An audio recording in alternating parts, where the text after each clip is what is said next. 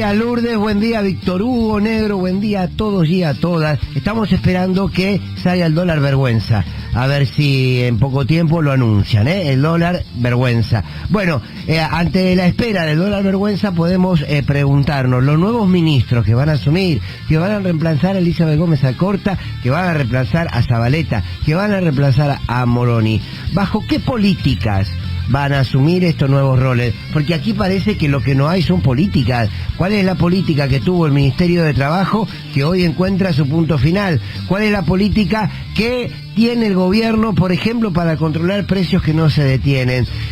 ¿Cuánto le queda al gobierno nacional como para decir, bueno, ahora sí vamos a empezar a gobernar con profundidad, dando las peleas que hay que dar, dando las discusiones que hay que dar? Esa es una pregunta que hay que hacerse. ¿Cómo?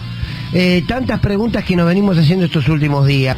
Somos testigos de un nuevo cambio de gabinete, nueva renuncia de ministros y ministras, y la pregunta es ¿para qué? La pregunta es si algo de lo que cambia significa un cambio. La sensación es que cambiar de nombres, de hombres y mujeres, no termina de definir la política, eso está claro. Ahora bien, tampoco termina de quedar claro, ¿no? No termina de quedar claro. Se va el ministro Moroni, un ministro de Trabajo que no sabemos a ciencia cierta qué hizo. Y esto no lo decimos hoy que se va, Lo venimos diciendo hace mucho, porque apenas le conocíamos la cara, apenas le conocíamos la voz. Entonces, se va un ministro de Trabajo que no tenemos muy en claro qué hizo. El hombre que era sostenido por Alberto Fernández y era sostenido por un sector de la CGT, de la conducción de la CGT hablo siempre, pero evidentemente lo sostenían por algún interés que la mayor parte de la sociedad desconocíamos. Fue un ministro que pasó desapercibido en un país que tiene problemas claramente de trabajo, y que si bien te muestran los números, bueno, mirá el empleo que hay, ¿creció el empleo? Sí, claro, ¿qué empleo creció? ¿Con qué salario creció? Si no, nos conformamos con poco. El que viene, la que viene, no sabemos quién es, hay rumores, no nos vamos a colgar de los rumores. ¿Qué va a hacer? ¿Para qué asume como ministro de Trabajo? ¿Cuáles son las políticas que se defendieron estos años? Renunció Elizabeth Gómez Alcorta porque la justicia y el gobierno reprimió a las mujeres de la comunidad mapuche en Villa Mascardi y en Río Negro. Algunas de ellas, lo contaba recién Lourdes, decidieron encerrarlas, porque es así, encerrarlas aquí en Seiza. ¿Por qué? No sabemos. Y renunció porque la política debe representar intereses. No tienen que ser nombres. Si vos representás un interés y defendés causas, cuando esos intereses y esas causas tu gobierno no termina llevándolas a la práctica, debes irte. Por eso uno celebra la renuncia de Elizabeth Gómez Alcorta. Habla de su coherencia. Y está muy bien. Renunció Zabaleta, dejó el Ministerio de Desarrollo. Un Ministerio de Desarrollo que no pudo conducir Zabaleta con libertad, porque digámoslo, uno sabe que esto genera insultos e insultos e insultos, pero le quiero advertir a la nueva ministra de Desarrollo o al nuevo ministro de Desarrollo que el Ministerio de Desarrollo lo maneja el Movimiento Evita, lo maneja Emilio Pérsico. Digo para que sepan que van a asumir en un rol casi secundario, porque la decisión política es de ese movimiento dentro del Ministerio de Desarrollo, de la conducción de ese movimiento. Quiero diferenciar permanentemente conducción de el resto de las organizaciones. Bueno, me pregunto entonces que lo va a reemplazar ¿para qué? ¿Cuál es la política? ¿Decir que no va a haber más programas sociales, que lo distribuye arbitrariamente un sector de los movimientos sociales? ¿Cuál es la política? Bueno, la decisión de los nuevos reemplazos lo va a tener la mesa de Alberto Fernández, que hoy es Santiago Cafiero, Vilma Ibarra y Vito Velo. Que Dios nos ayude. Hagamos una cadena de oración.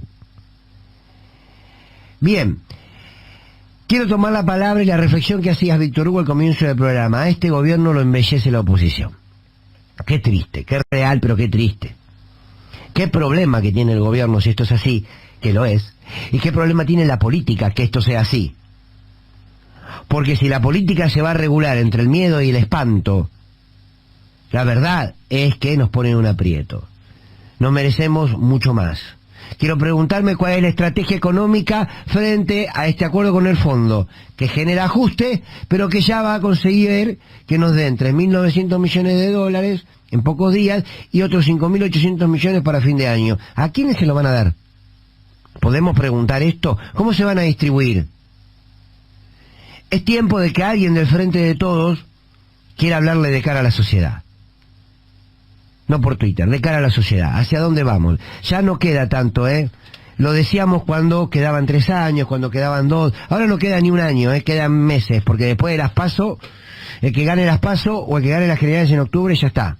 Bueno, lamentablemente para la política, solamente un nombre es el único capaz, la única capaz de poner en discusión este modelo. El resto, con dolor lo digo, es todo cartón pintado. Y violencia que se manifiesta de diferentes maneras. Por eso es importante entender los cambios que se pueden llegar a dar en el Gabinete Nacional. Un dato de los que fueron confirmados el 7 de diciembre de 2019, es decir, 3 días antes de asumir, Alberto Fernández presentaba al gabinete.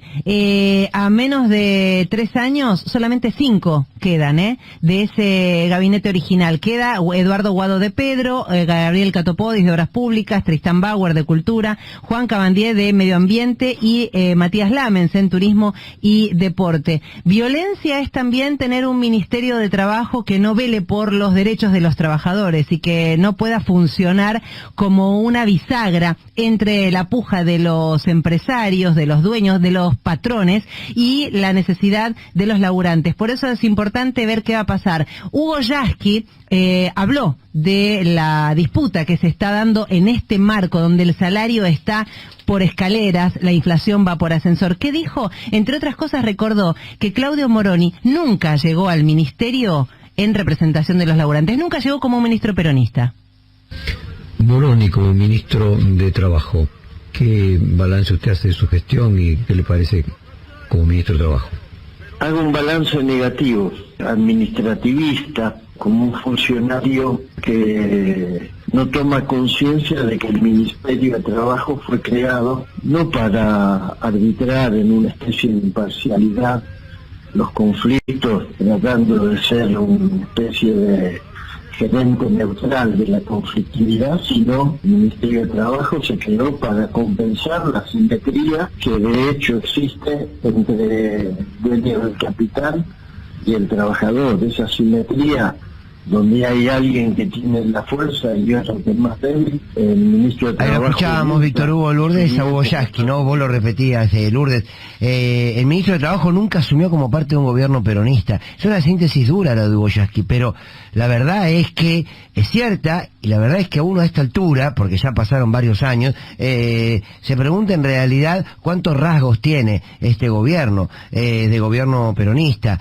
También hay que decir que este ministro que se fue, algunos dicen que por cuestiones de salud, así él argumentó su renuncia, y está muy bien, y en ese tema uno no entra, y lo único que hace es desearle muy buena suerte al ministro, pero en términos políticos, uno lo que debe decir es, también contó con la complicidad de sectores, por ejemplo, de la conducción de la CGT, digamos, básicamente se rodeó de un entorno de los 4 jinetes del apocalipsis que rodearon a Alberto Fernández, este ministro de Trabajo y algunos sectores del sindicalismo, no todos, que le venía mucho mejor el silencio de Moroni que una gestión que busque representar los intereses de los trabajadores. Da la sensación, Fernando, que al gobierno ya solamente lo mejora la oposición. Es decir, cuando uno piensa, cuando los ve, cuando los escucha, se da cuenta que aún con sus defectos y sus errores, esto es 1000 veces mejor, por lo menos para cierta sensibilidad social, para nuestra manera también de ver el mundo. Todavía es muchísimo mejor, porque no hay un ataque como el que se va a producir una vez más contra la justicia, contra los pobres. No lo atacan, le salen mal las cosas. Fíjate que hoy Clarín dice una verdad, Fernando. Hacía tiempo que no leía algo que fuera cierto de Clarín. Todas las exigencias del Fondo Monetario Internacional al gobierno, en la tapa de Clarín, ni siquiera le dieron preeminencia al título, pero lo que señalan es cierto. Ahí está lo que plantea el Fondo Monetario Internacional, y ahí está Macri hablando en algún lugar, no sé por dónde anda ahora, diciendo sus disparates totalmente ajeno a la brutalidad de la responsabilidad que tiene por lo que le hizo a la sociedad argentina con ese maldito préstamo, que no solamente hay que pagar, que no solamente exige económicamente, que no solamente exige reconocer que otra vez falta soberanía, sino que además ambienta el cogobierno. Es decir, ¿quién gobierna en este momento? Yo lo pregunto desde el respeto y desde el dolor. No tenemos el mínimo deseo de saherir al gobierno, porque sí, al menos. Van nuestras críticas como desde el primer día, desde hace muchísimo tiempo. Es probable que hayamos sido de los primeros críticos que por distintos motivos se hayan presentado con un gobierno al que nos hubiera gustado mucho no criticar, porque el origen, la esencia, pasa por otro lado. Pero llegar a este extremo, a esta situación en la cual Clarín titula como un título más, se permite decir una verdad, la exigencia del Fondo Monetario, no sé si lo tenés a mano para ser preciso, porque yo lo vi en... Acá lo tenemos. ¿Cómo dice? Es el FMI impulsa una mayor suba de tarifas, fuerte recorte del gasto social y más presión impositiva. ¿Qué te parece, Fernando? Bueno, es que tiene que ver con esto. Es que, Víctor Hugo, lo que vos venís diciendo, y no desde ahora, que venís repitiendo, es que el fondo de la economía de este gobierno no es la economía de un gobierno popular. Y dolorosamente es esto. Está bien, no podemos olvidar de dónde venimos. No podemos olvidar de lo que dejó Macri, pero tampoco podemos olvidar que en su momento, cuando se discutía el acuerdo con el fondo, había distintas visiones. Y lo que se intentó sintetizar, no nosotros desde aquí, desde estos micrófonos, y otros colegas y otros dirigentes, pero digo, lo que se quiso construir como único relato es que no había otra, que no había otra, que no había otra. Y decíamos, ojo que esto va a conducir a un ajuste, ojo que las políticas del fondo nunca han mejorado. Y acá lo estamos viendo. Entonces, es esto, ¿no? Digamos, no hay sorpresa y difícilmente hay un camino paralelo ahora para salir de esto. Sí, el gobierno eligió el camino técnico, bueno, ¿cómo hacemos? ¿Cuánto hay que pagar acá? ¿Cuánto allá? No me recortes esto. Le prometieron que no iban a recortar, o eso dijo el gobierno, y la verdad es que los recortes llegaron finalmente, pero no se usó la discusión política. A mí me hubiera gustado verlo, porque además es lo que mejor hace Alberto Fernández, cuando se levanta en pasiones, y me hubiera gustado verlo en los foros internacionales, pero en los primeros tiempos, en los tiempos de la pandemia, fijar en ese momento cuál tenía que ser la conducta del Fondo Monetario Internacional. Ahora, cuando nada más que discutieron lápiz en mano qué era lo que había que hacer, desde el punto de vista técnico nosotros no podemos ni opinar, por lo menos yo me abstengo. Pero había una cuestión política. El fondo le hizo mucho daño a la Argentina gratuito, por intereses políticos obscenos. Se lo hizo Trump, se lo hizo el Fondo Monetario Internacional, a través de ese tremendo inútil llamado Mauricio Macri. Inútil para el pueblo, pero sumamente útil para quienes ahora dominan, porque dominar el Fondo Monetario Internacional implica que todo lo demás de la derecha política y económica del mundo nos domina, nos tienen con el arrebencazo limpio. Cualquier estamento que pensemos en estos momentos del sistema de poder, todos están por encima del gobierno, gracias a que el Fondo Monetario Internacional es mínimamente el que cogobierna en la Argentina, y eso nos provoca mucha tristeza, y eso solamente es mejor frente a lo que podría venir. Que permítanme señalar, tampoco es poco decir